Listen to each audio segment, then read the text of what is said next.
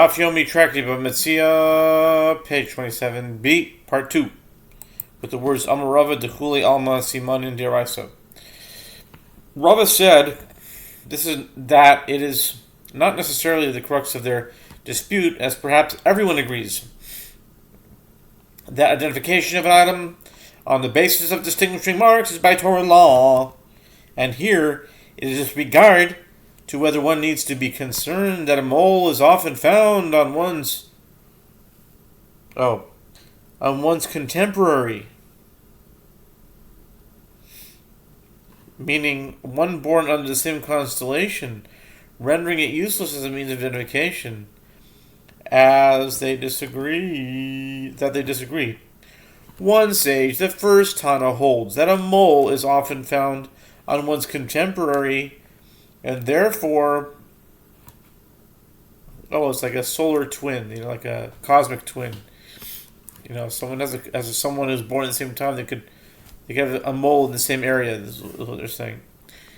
One's contemporary, and therefore it is sufficient as a means of identification. And one sage, Elazar ben Bava, holds that a mole is not often found on one's contemporary, and therefore it is sufficient as a means of identification. Okay.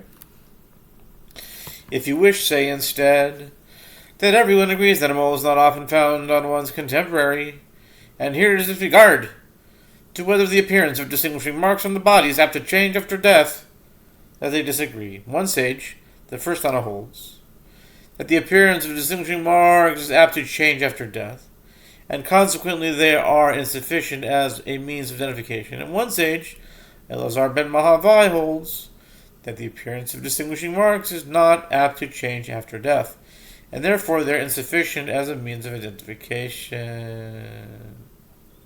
If you wish, say instead that everyone agrees that a mole is not apt to change after death, and that the identification of an item on the basis of distinguishing marks is by rabbinic law, and here it is with regard to whether a mole is a clear-cut distinguishing mark, that they disagree. One sage, Elazar ben Mahavai, holds that a mole is a clear-cut distinguishing mark that can be relied upon without hesitation, even in matters of Torah law, for example, dissolving a marriage. And one sage, the first Tana, holds that a mole is not a clear-cut distinguishing mark.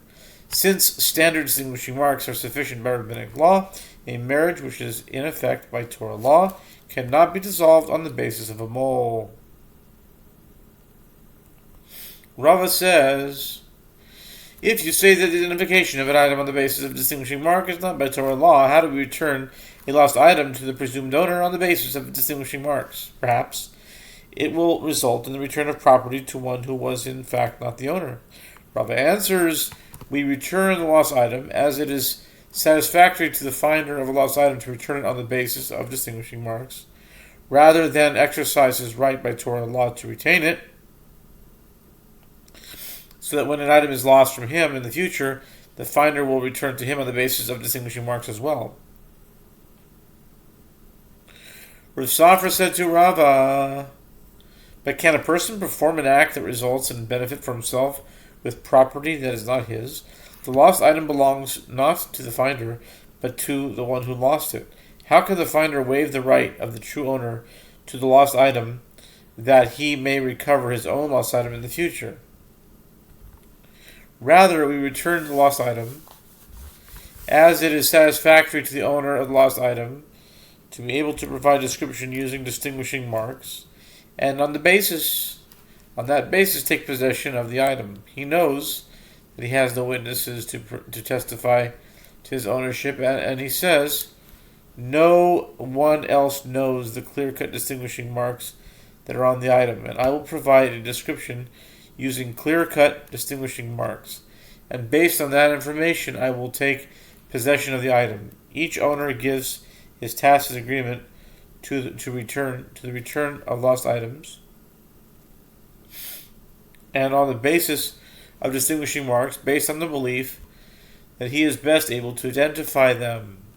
The Gemara asks, but there is that which we learn in the Mishnah 20a, that Rabban Shimon ben Gamliel says, if one found 3 promissory notes relating to the loan of one debtor who borrowed money from 3 creditors, he must return the documents to the debtor If one found three promissory notes relating to the loans of three debtors who borrowed money from one creditor, he must return the documents to the creditor. If one returns lost items on the basis of distinguishing marks due to the tacit agreement of the owners, it is satisfactory to the debtor to have documents returned to the creditor, as doing so would enable the creditor to collect the payment of the loan. Rava said to Rav Safra, there, the obligation to return the promissory notes to the creditor is not on the basis of distinguishing marks.